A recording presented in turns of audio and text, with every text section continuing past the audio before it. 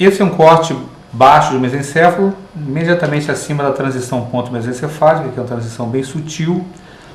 A característica desse tipo de corte é que nós observamos aqui o pedúnculo cerebral contendo os tractos descendentes, córtico espinhal, córtico nuclear, córtico pontino.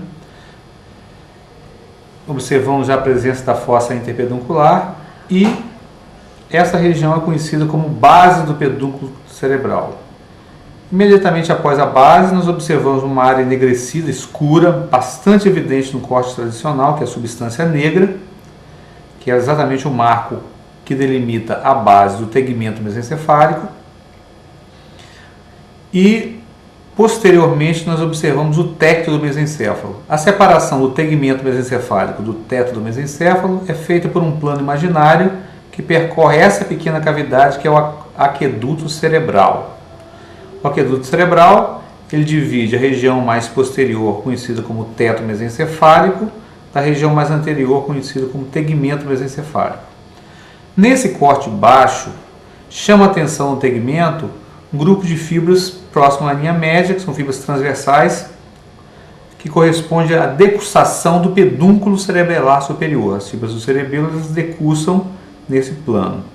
Logo abaixo nós encontramos fibras do feixe tegmentar central, que nós observamos aqui nessa linha média, e em torno do aqueduto cerebral, a substância cinzenta periaquedutal ou substância cinzenta central.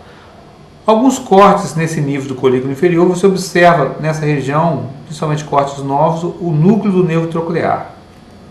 Outro fator relevante nesse posicionamento mesencefálico é a presença do lemnisco medial e do lemnisco espinhal nessa região lateral do mesencéfalo.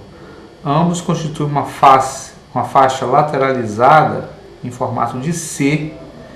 Nós observamos bem nesse tipo de peça. Em outro corte anatômico, mais ou menos na mesma topografia, nós observamos aqui a base do pedúnculo cerebral, substância negra um pouquinho mais apagada, a decussação do pedúnculo cerebelar superior, substância periaquedutal, o aqueduto cerebral, e aqui, um pouquinho mais evidente que na peça anterior, nós temos a presença do lemnisco medial e do lemnisco espinhal juntos nessa topografia. Esse é um corte alto de mesencéfalo. Nós observamos aqui ainda a base do pedúnculo cerebral, a substância negra lateralizada, o núcleo rubro bem evidente nesses cortes altos. Ao invés de você observar a degustação do pedúnculo cerebelar superior, você observa essas duas estruturas arredondadas correspondentes ao núcleo rubro. Às vezes observa junto dele a cápsula do núcleo rubro, são fibras cerebelo-rúbricas ou cerebelo-talâmicas que passam nesse posicionamento. A substância periaquedutal bem evidente aqui.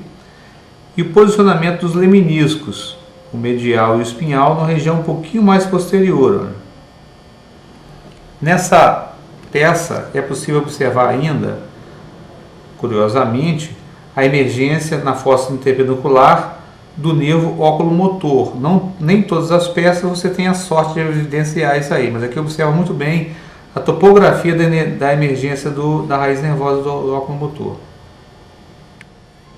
Esse é outro exemplo de corte alto, que nós observamos aqui a base do pedúnculo cerebral, a substância negra, um núcleo rubro muito evidente, com a cápsula em torno dele. Olha, essa cápsula são fibras que vão em direção ao próprio núcleo rubro ou vão em direção ao tálamo, passando externamente ao núcleo rubro.